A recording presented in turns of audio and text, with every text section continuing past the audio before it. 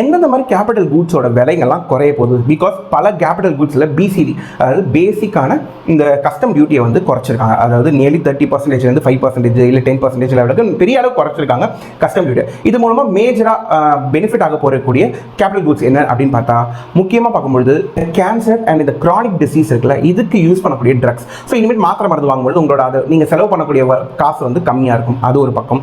இன்னொன்று வந்து நீங்கள் இந்த டெலிகாம் செக்டாரில் இருக்குல்ல, அந்த டெலிகாம் செக்டாரோட எக்யூப்மெண்ட்ஸ் அதுக்கெல்லாம் வந்து அவங்களோட அந்த கஸ்டம் டியூட்டிஸ் அவங்க வந்து குறைச்சிருக்காங்க.